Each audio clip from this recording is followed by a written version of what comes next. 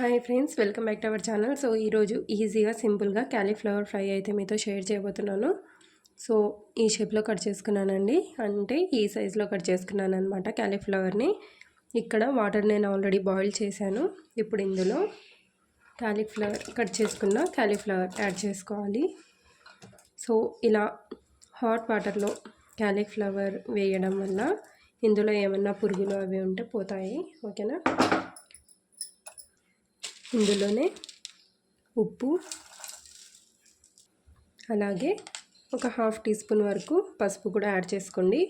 మీరు క్యాలీఫ్లవర్తో ఏ రెసిపీ చేసినా కూడా ఈ స్టెప్ అయితే కంపల్సరీగా చేయండి. సో దీన్ని మిక్స్ చేసుకుందాం. ఇప్పుడు ఈ క్యాలీఫ్లవర్ ఒక 50 to 60% వరకు కుక్ అయ్యేంత వరకు బాయిల్ చేసుకోవాలి. హాట్ వాటర్లోనే పెట్టేయాలి. ఓకే అండి. సో ఇక్కడ చూస్తున్నారు కదా, ఇవైతే కొద్దిగా సాఫ్ట్ అయిపోయాయి. ఇప్పుడు దీన్ని తీసి పక్కన పెట్టేసుకొని ఈ స్టవ్ మీద కడాయి పెట్టేసుకోవాలి, వేరే కడాయి. ఇప్పుడు ఇందులో ఒక 3 టేబుల్ స్పూన్స్ వరకు ఆయిల్ యాడ్ చేసుకోవాలి.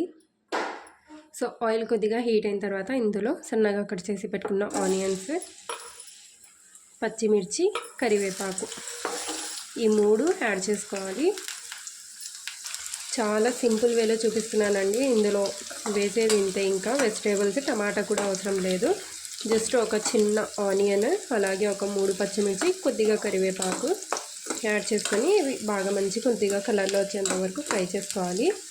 అలాగే ఇందులోనే ఒక పావు టీ స్పూన్ వరకు పసుపు యాడ్ చేస్తున్నాను. ఇప్పుడు ఆనియన్స్ కొద్దిగా కలర్ మారేంత వరకు ఫ్రై చేసుకోవాలి. ఓకే అండి. సో ఆనియన్స్ కొద్దిగా గోల్డెన్ బ్రౌన్ కలర్లో వచ్చేసాయి కదా. ఇప్పుడు ఇందులో ఒక హాఫ్ టీ స్పూన్ వరకు అల్లం వెల్లుల్లి పేస్ట్, ఎక్కువ అవసరం లేదండి, జస్ట్ ఒక హాఫ్ టీ స్పూన్ అయితే యాడ్ చేశాను. ఇప్పుడు ఇది పచ్చి వాసన పోయేంత వరకు బాగా ఫ్రై చేసుకోవాలి.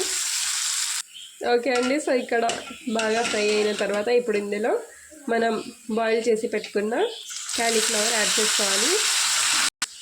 ఓకే అండి. సో వేసుకున్న తర్వాత ఇప్పుడు ఇందులో రుచికి సరిపడినంత ఉప్పు కూడా యాడ్ చేసుకోవాలి. ఇక్కడ నేను ఒక హాఫ్ టీ స్పూన్ ఉప్పు యాడ్ చేశాను. ఇందులోనే కారం, సో ఒక టీ స్పూన్ వరకు నేను కారం యాడ్ చేశాను. ఇప్పుడు బాగా మిక్స్ చేసుకోవాలి. సో ఇలా బాగా మిక్స్ చేసుకొని ఒక 2-3 మినిట్స్ వరకు కుక్ చేసుకుంటే అంతే అండి, చాలా ఈజీగా క్యాలీఫ్లవర్ ఫ్రై అయితే రెడీ అయిపోతుంది. దాల్ రైస్ చేసినప్పుడు, అన్నం పప్పు చేసినప్పుడు సైడ్ డిష్గా చాలా బాగుంటుంది, టేస్టీగా ఉంటుంది. అండ్ జస్ట్ ఒక 5 నిమిషాల్లో రెడీ అయిపోతుంది. సో వీడియో నచ్చితే డెఫినెట్గా వీడియోని లైక్ చేసి మీ ఫ్యామిలీ అండ్ ఫ్రెండ్స్కి కూడా షేర్ చేసుకోండి. ఓకేనా.